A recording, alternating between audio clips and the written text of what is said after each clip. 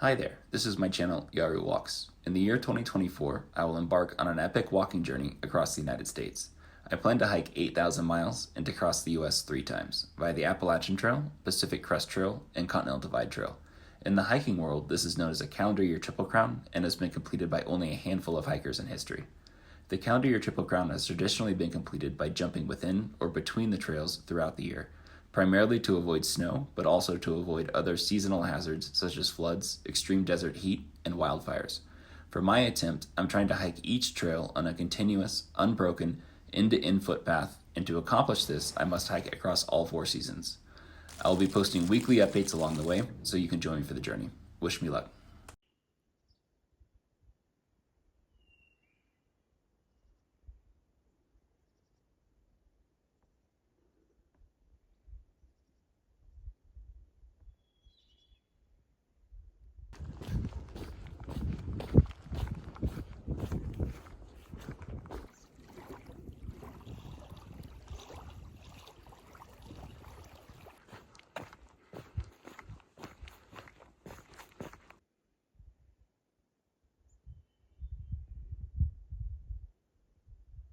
My last video for maybe 2 days-ish, unless something crazy happens, because I'm carrying 2 power banks and my second power bank is completely dead. It's fully charged, but it won't charge. So I now have to go 50 miles with a phone that has a 25% charge remaining on it. So I'm gonna turn this off.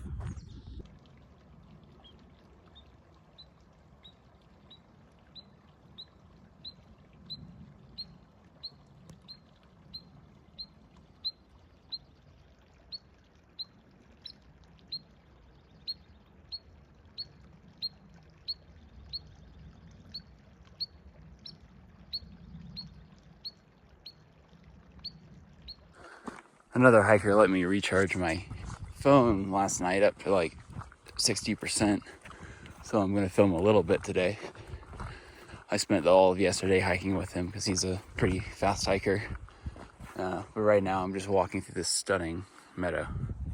Still in Yosemite as far as I know, National Park. So the goal for today is to make it to Kennedy Meadows North by 4:30 p.m. The problem with that is that it's, I believe, 28 and a half miles from where I camped. So I got an early-ish start. I was up at 5:20 and hiking by 5:50, which leaves me something like 10 or 11 hours to hike out 28 miles. So it's just gonna be a hard push pretty much all day. Yeah, I think I'll probably be sitting on the ground for less than 30 minutes today until I get there. And then the reason I'm pushing for 4:30 is that Kennedy Meadows North, this general store, restaurant, and campsite is like 7 or 8 miles off the trail. And as part of their service, they offer shuttles. And from what I understand, the last shuttle departs the PCT back to the campsite at 4:30 p.m. So, if I arrive late, I could maybe hitchhike in, but I have no idea how busy this road is. So I don't know if that would be feasible. So, worst case scenario, I'd have to either walk it in, which I don't think that I'm willing to do, or wait until the following morning to catch the next shuttle, which would be, I don't know. I mean, that would work, but in terms of efficiency, just the worst possible situation, because the best situation is to arrive at 5 p.m.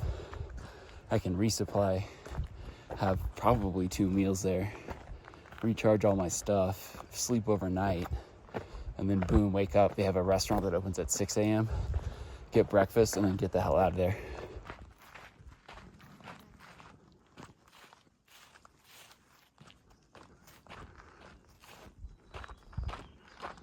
In Yosemite for Hoover Wilderness.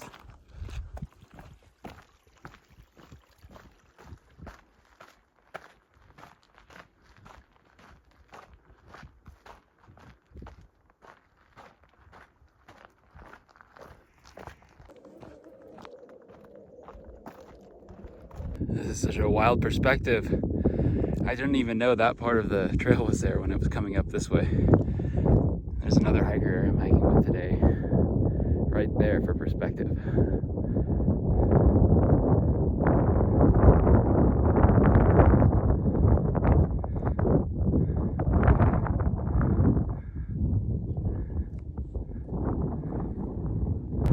So this is the midway point at the top of this pass. So this is the officially, I don't know the name of the pass, but I'll put it somewhere. But this is the top of the pass. So at that exact spot right there is 1.3 miles away. Exactly there between that big pile of bush on the right and the tiny one on the left. So 1.3 mile hike up to where I am. This is awesome because it puts into perspective like what a mile looks like. You can't really see, but the trail comes up. It does kind of an oxbow turn right there, and then it goes way back up that way, and then it comes back along the ridge right here. And then I can look ahead to where I'm going. You can see the trail cut in the hill all the way along the ridge line, and then it'll go down to Kennedy Meadows north. That cut right there is awesome because it puts into perspective the length of today, which is going to be a 28.5 mile day. So what you just looked at back there to those bushes is 1.3, and what's off behind me here is another, like, what's in view at least is another 3/4 of a mile. So if you just imagine the view back to those bushes, I call it the fingernail's edge of the day because it's a 28.5 mile day.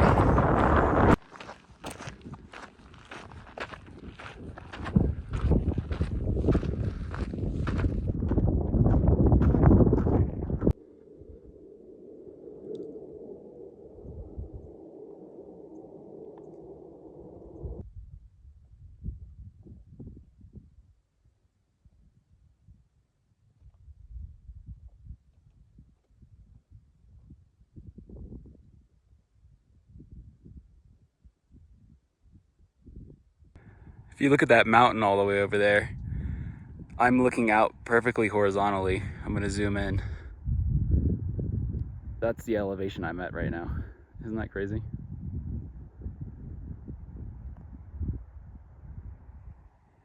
Grab a snack and wait till 5 o'clock. Yeah. You know.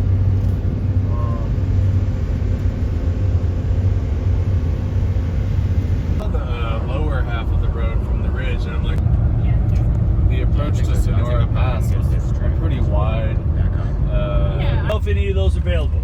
You can ask Barbie; she'll be in the lobby if those are available. Otherwise, you're gonna have to do something. But you can get 4 people in there, and it's probably cheaper than getting the dorm or anything else. Sure.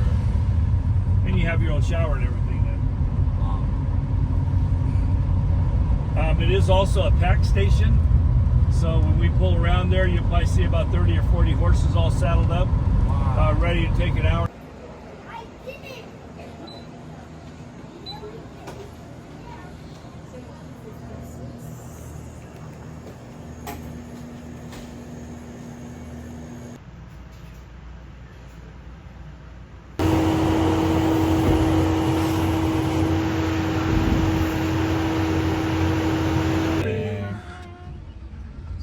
Stomach's full? Full bus. Yeah. Good breakfast, isn't it? Yeah. Cowboy breakfast.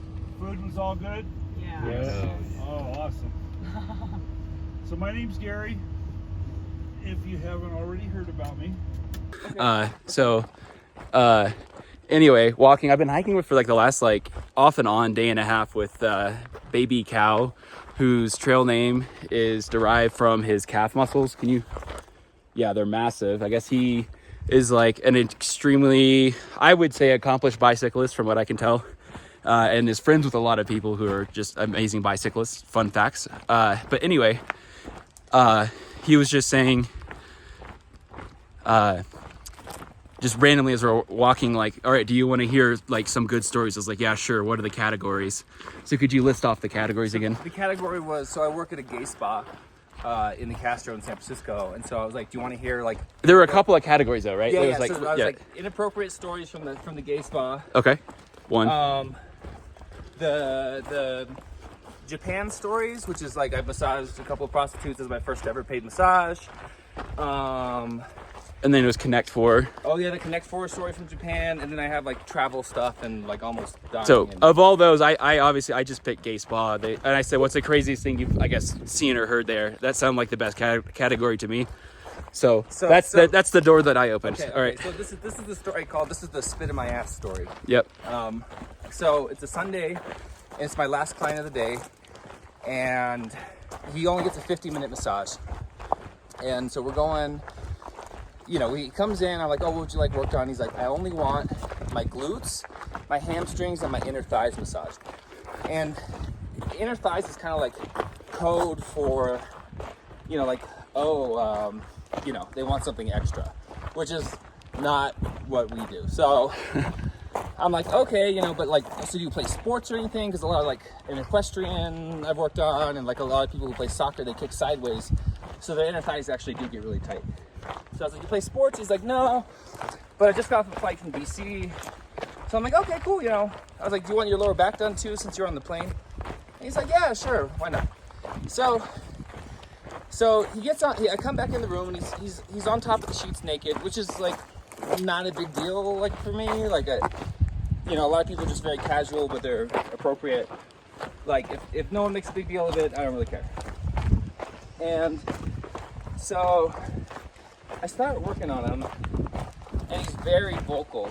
And again, not necessarily a red flag, like a yellow flag. So he's like, oh yeah, oh so good.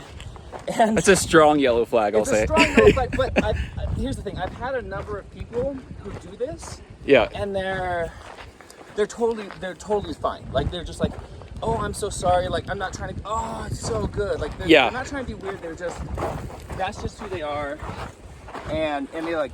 It's part of the job. Yeah. Like, you know, I have a guy I consider my friend who makes like nearly sexual noises, and I'm like, damn, dude, like your neighbor's gonna hear you. He's like, oh, but it's amazing, and I'm like, okay, calm down. Like, anyway, so he's making the noises. I'm just ignoring him, and then after about a minute or two, he starts doing like the power bottom move, and I assume you know what a power bottom is. If you don't Not know, quite. Yeah. It's a bottom who likes to do all the work. And Okay. they're, like a little more assertive and thirsty. So, Okay. So he's doing the move. So I'm like, oh man, another thirsty power bottom. Here we like, I always fucking get these guys. So I can curse on your channel. Yeah? I don't care. Okay. Yeah. So we you know, I'm just ignoring it. I'm like, look, he'll get the hint at some point. Usually I can say, Well, we're gonna lose audio when we cross this river. okay, he's making noise, right? Yeah, that's Yes. right. So he's making noise, and I'm just ignoring him.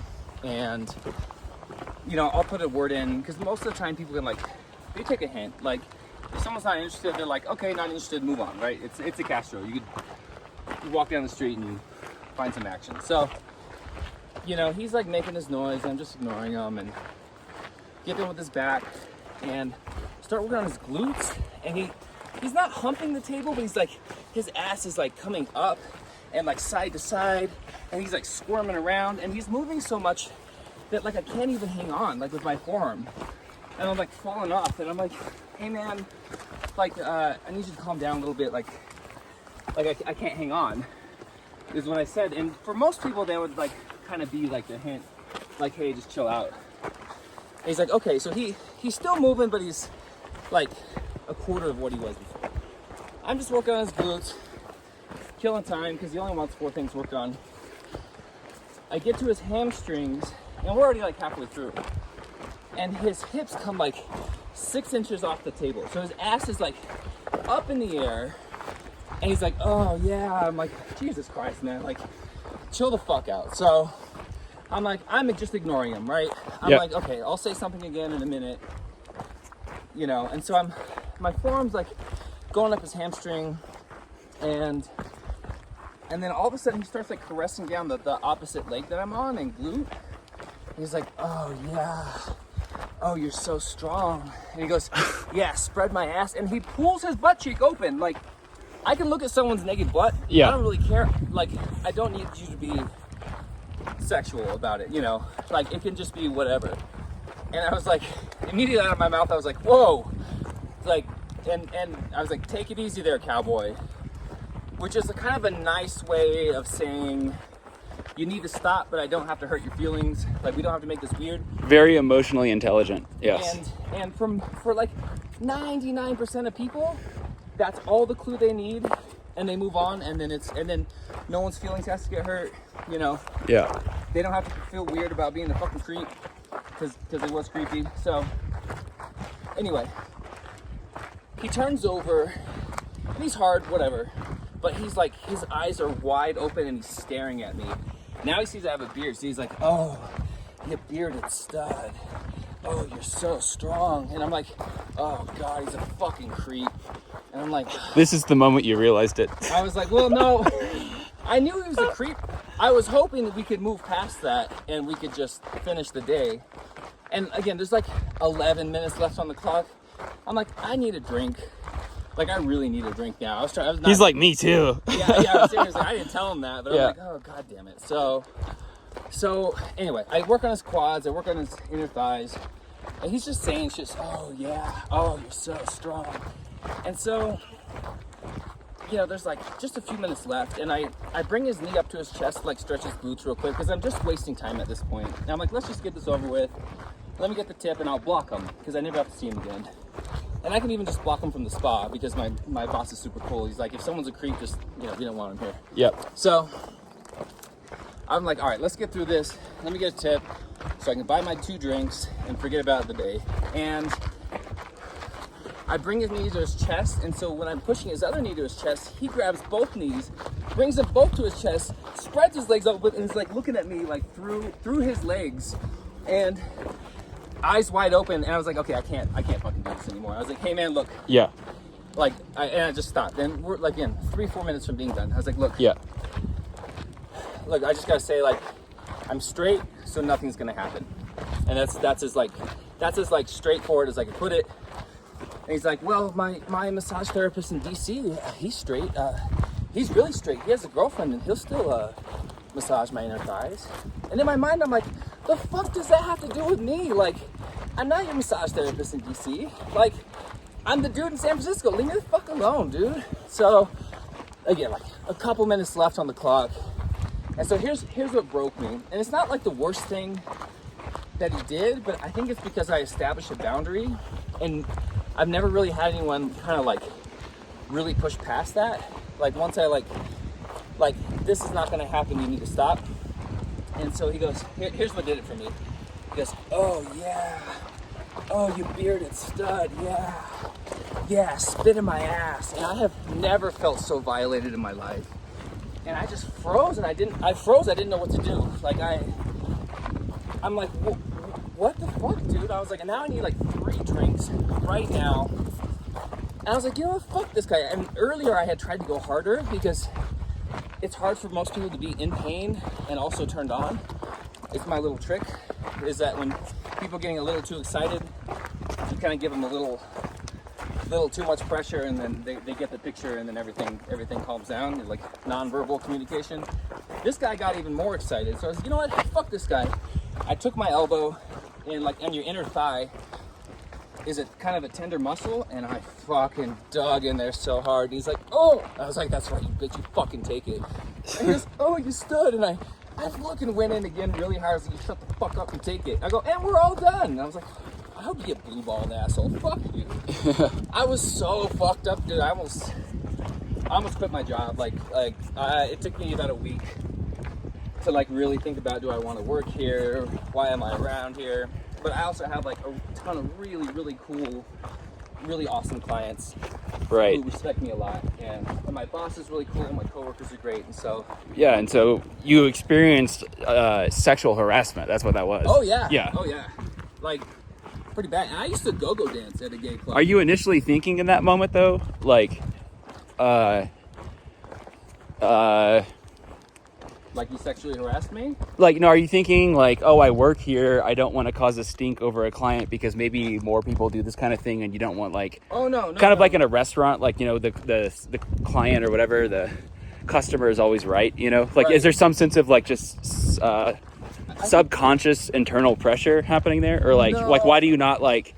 I guess I would imagine, but everyone's different. Like, from the very moment someone's doing that, I would have zero fucking patience for that, you know? You know, it's But I don't know. So it's because it's all guys, like it gets a little more rowdy.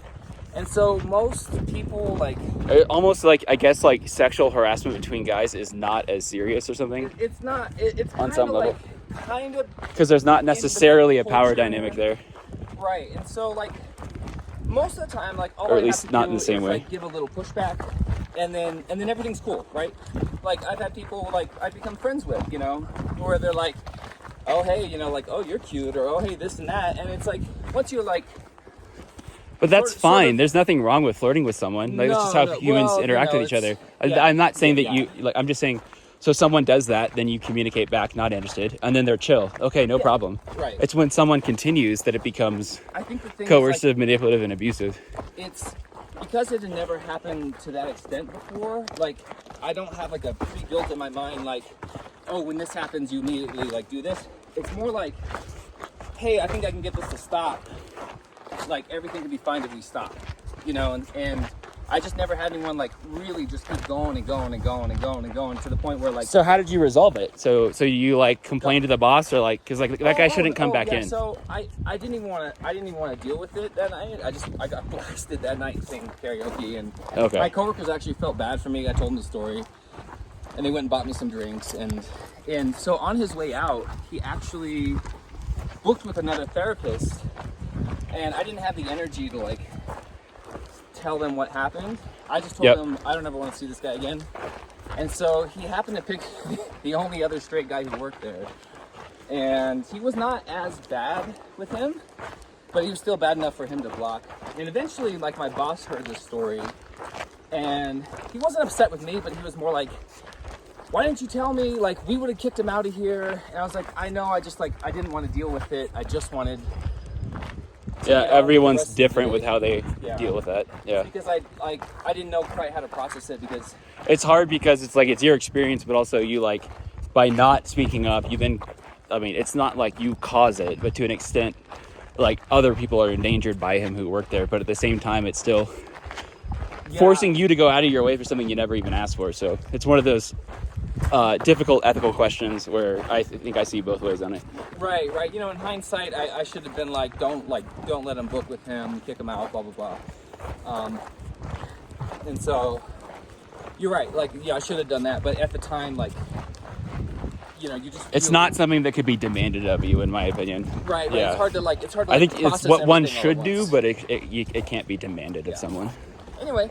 Yeah. It's a great story now. Yeah, thanks for sharing. That's my spin my ass. It's so funny. Yeah, I had the 3 doors to open, and I had no idea what was behind any of the 3. Yeah. And that was a very, like, yeah, just like. I laugh about like it truly now. unique story. Like if you'd asked me to predict what the story would have been, I never in a million years would have guessed that. So that's awesome. I got plenty more too, but nice. Yeah, I'll save them. We'll save them for the next chapter. Cool. Thanks for the interview. Yeah, for sure, man. Yeah.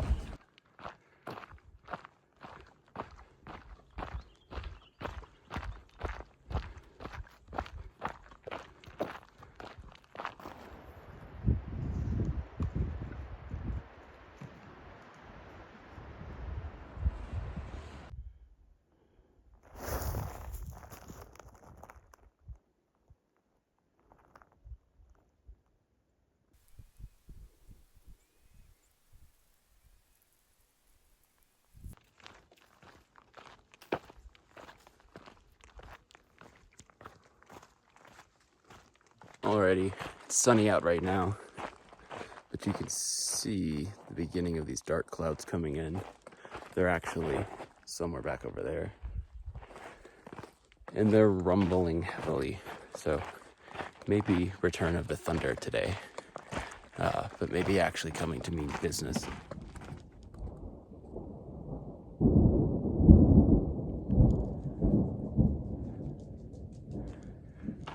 Not sure if the microphone picked up that strike, but it's loud.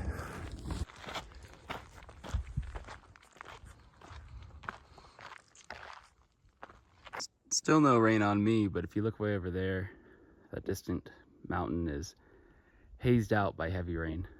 Alrighty, the rain finally arrived to where I am.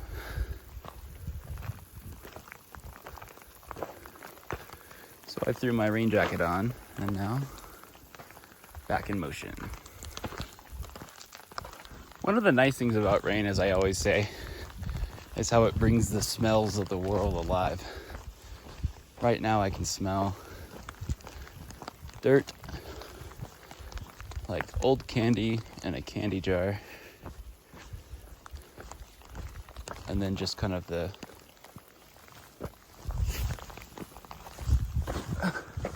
fresh smell of green. Now it's hailing and raining even harder. That's funny. I accidentally turned the camera around and then a raindrop hit record, so now I'm recording myself for no reason as I'm being rained on.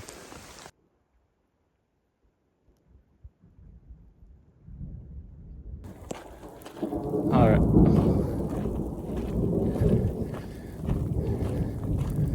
So this path winds and then right up and over the pass here. Alright, that's enough filming. So the reason passing us, going over a pass in a thunderstorm is sketchy is because it's kind of a relative high point in the area. So it's one of the more likely places for lightning to strike. I've seen other hikers on YouTube. This is kind of fun. You're going to see the view as I come over the pass, just as I do. I've seen other vloggers, particularly like who are hiking the CDT, Continental Divide Trail through Colorado, at high elevation, encounter thunderstorms, and occasionally they will actually pass under what is it, electromagnetic force? I don't know. Let me not talk about stuff I don't understand. But whatever it is that causes lightning to occur in a given area, it'll actually pull the hair up off your head. And so there will be people who are hiking on a mountaintop, and then, like, especially a guy or a woman with long hair, their hair just rises up off their head. And that's an indicator that you should either probably lie on the ground or run as fast as you can, because there's a high chance lightning's about to strike right where you are. And for whatever reason, up in the Rockies in the summer, there are a lot of thunderstorms.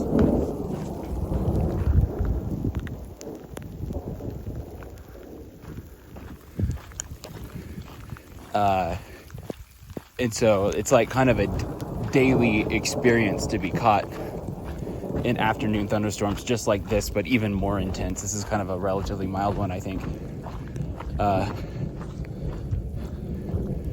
And so people will actually, to some extent, plan their hiking day around like trying to not be on passes in the late afternoon. It's relatively common as well for people who are summiting, like 14ers in Colorado, to start their hikes at 3 a.m. so that they can get up to the peak by sunrise and then back down and off by like the late morning, so that they're not even up in the afternoon, because the lightning storms can be so intense up there. And they're really not like lightning storms down at normal elevation. It's like striking beams, you know, all around you. I've been caught in those one time before, and it was insane. One of the nice things about the rain is, so this was supposed to be a multi-mile, like a 3 or 4 mile dry stretch. But every single river or water source today is flowing because of this rain.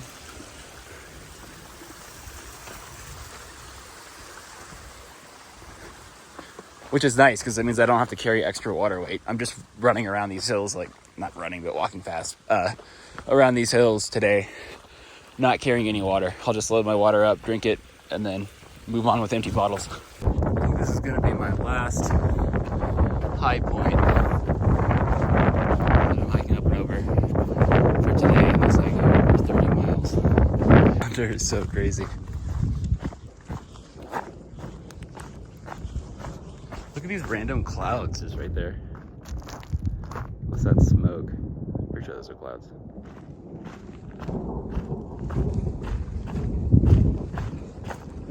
I'm seeing lightning strikes to the ground out that way, and I'm actively watching this rainstorm engulf those peaks off to the right. It's moving from left to right.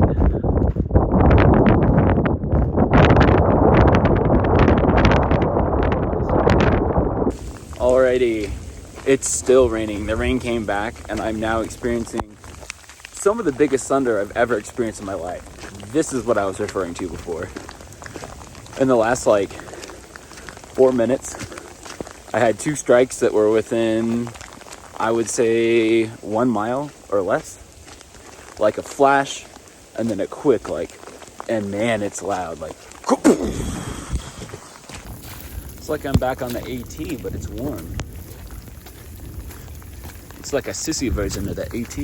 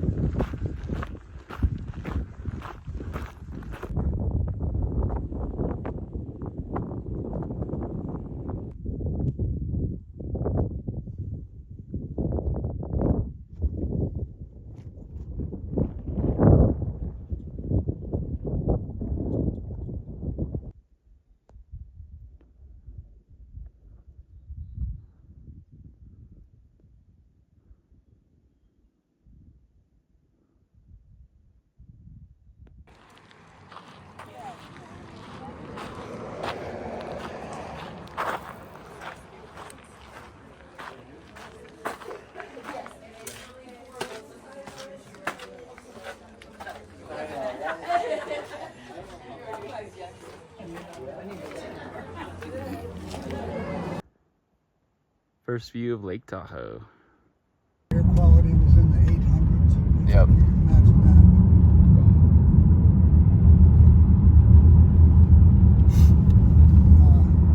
You guys make a good time? Yeah, we're doing pretty good.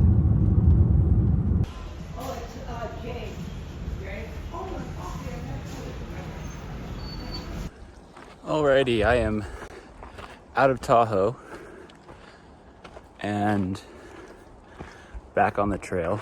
Got a quick hitch out of town, thanks to the people who picked me up.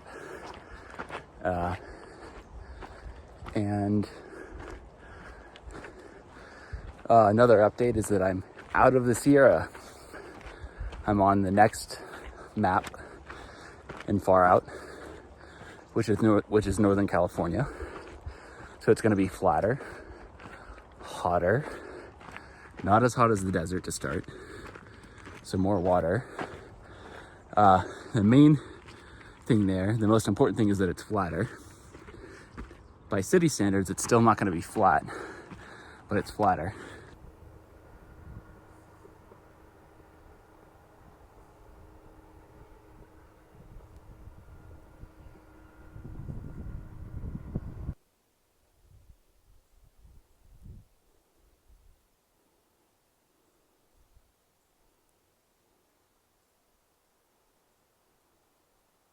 Earlier down there, I think by a water source, I saw what looked like a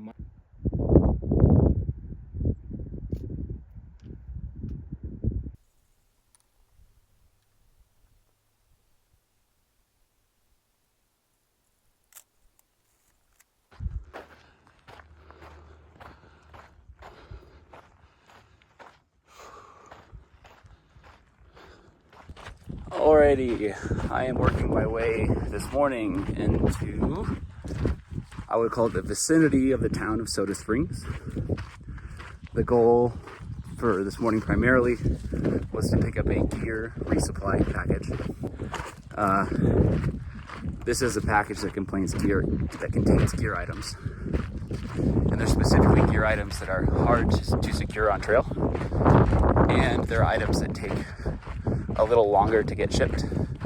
So the planning for this package was developed about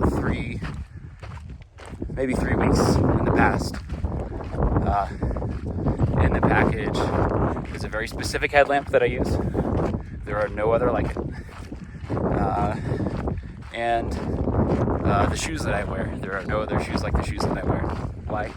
Because of the shoes that I've been wearing for years, and I have all of the blisters in all the right places, or rather the calluses that formed after having the blisters that formed from wearing these shoes. So switching to another set of shoes is detrimental, not because those shoes are inferior, but because they're just slightly different and are going to cause new blisters. So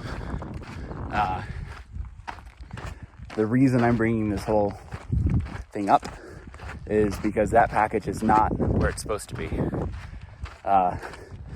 Now I'm aware of the inefficiencies in the systems where I'm depending upon multiple people to get these items there, and the fact that it could even arrive is a miracle, so I'm not angry at anybody. But this is kind of a continuation of my conversation back in the desert where I was explaining how going fast is not just a matter of mental strength and physical strength, but it's a matter of good, efficient, logistical planning. And so here's a situation where I'm going to explain what I did to get this box to arrive on time, and I'm going to explain how it actually didn't even happen. So these items, which are hard to get, I ordered online 3 weeks ago. Why would you do that 3 weeks ago? Well, if you order them, Amazon Prime might say that it has 2-day shipping, but if it takes the manufacturer 5 days to get it out of the warehouse and shipped, it's actually, as far as I'm concerned, 7-day shipping. And so the shoes take that long, and some of these other items take that long. So I gave them a buffer time of, I'll let them take 2 weeks. So I got all that ordered roughly 3 weeks ago. It did take them longer than they were supposed to, but it didn't matter because I planned 3 weeks ahead. All those items arrive at an address where someone was kind enough to put them in a box and send them to Soda Springs for me. I asked that person to verbally confirm with the United States Postal Service desk clerk that those items, that they operated over the weekend and that they would be sent like maybe by the following morning. They confirmed all those things, and then none of that ended up being true. They didn't send anything over the weekend, and in fact, they didn't even send it on Monday until 9 p.m. And now the box is going to arrive 1 to 2 days to 3 days, well, at least 2 to 3 days later than it was supposed to. Now, I'm not angry right now. I'm not upset. It's like frustrating, but it's also okay. It's part of the game. It's part of the challenge. And now I just have to recalibrate for the future. Whatever the Postal Service time estimated is, even if it says 2 to 3 days, you know what? Even if they verbally confirm it, even if you drive it to the airport in the major city it's being sent from, to their actual hub where it goes right on the airplane, it's still going to take up to 5 or 6 days, even if they verbally confirm for sure this package will get sent tomorrow. You know what? Something could go wrong, and it might take 3 days for them to get it actually sent. So that was outside of my consideration. Didn't think that was possible, but now I know that that's the reliability level of the post office. At least it can be that bad. So in the future, I guess I'll start trying to plan these packages 3.5 weeks out, and we'll see if that works in the future. But anyway, I'm now stuck in a situation where I got to figure out what I'm going to do. So the question is, do I spend 24 to 48 hours sitting on my hands in this town waiting for that important box to arrive? Or do I keep hiking down the trail? And I'm going to pause on those two possibilities first because I just think they're interesting questions. I've said many times on this channel, the way that I make my decisions consists of A, answering the question, does this really present a serious risk to my safety?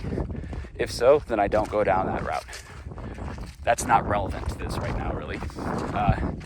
And then the second question is, does this speed me up or slow me down on trail?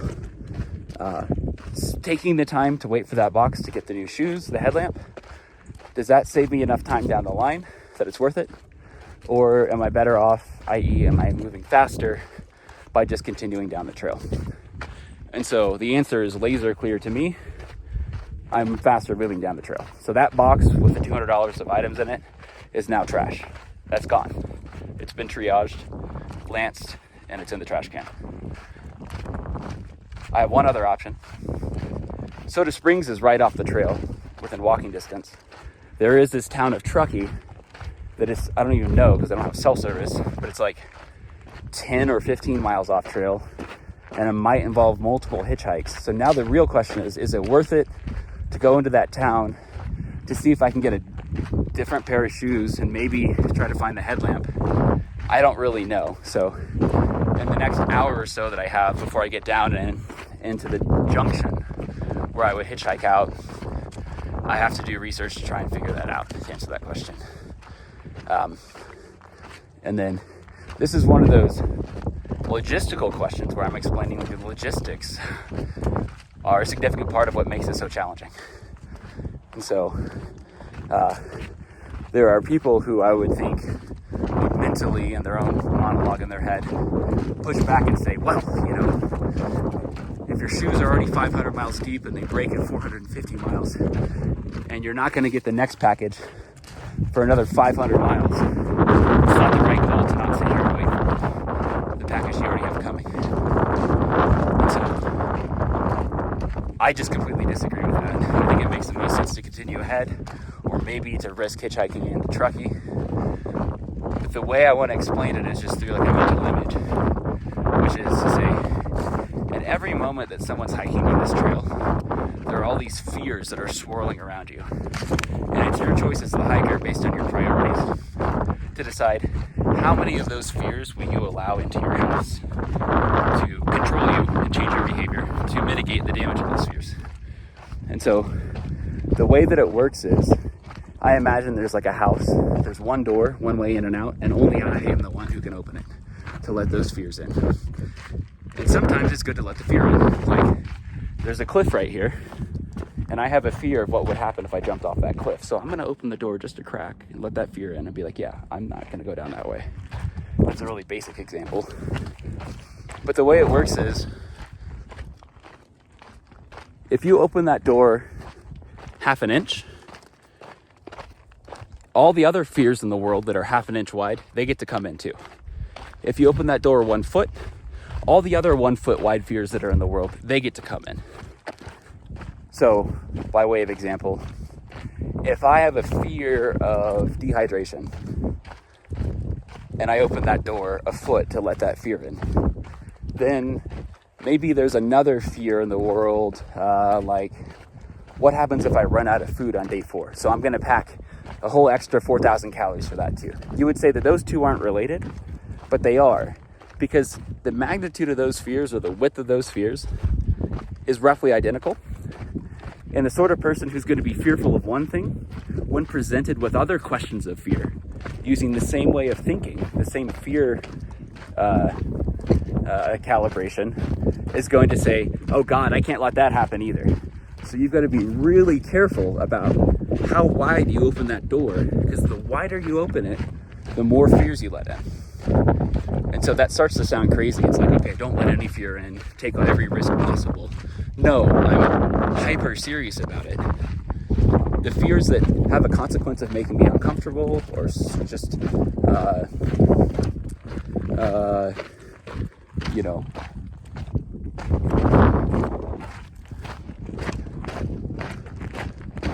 so the smaller scale fears that are not either high consequence or high likelihood are the ones that I don't want to let in the door. And it's funny because people, when they look at it in isolation. It's like, well, I don't know, what about this small thing that might happen? And even if it did happen, I might be thirsty for half of a day as the consequence, you know, for example. Well, the reality of the world as you're hiking is that, as I keep saying, there are fears that are swirling all around you like mosquitoes. And when you start to let one fear in, that way of thinking lets all the other fears in. You could say, no, I'm just going to let this one, I'm going to open the door just for this one. No, that door, when it gets opened to a certain width, you don't reclose it back to the crack. If you just watch on the trail, people who are fearful of very few things are pretty consistent in like toughing most things out. People who are fearful of a decent number of things, if they're scared of like running out of water,